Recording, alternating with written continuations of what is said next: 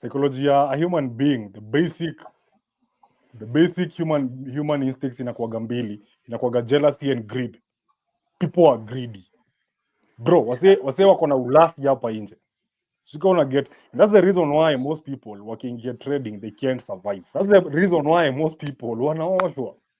Cause wewe unafikiria like you can buy a GLE with $50. That's being greedy. So at the end of the day, greed is what controls people when it comes to gambling, casinos.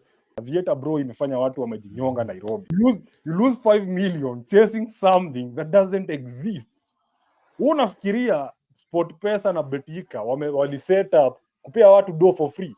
As in, you angalia wase hivi, are people stupid or what? Unaingia hapo na do yako 10k, unasema manzia kandege, kakifika 5 I double my money. Kenya only lost around 77 billion in gambling in 1 year. 1 year mzee, watu wame lose 77 billion.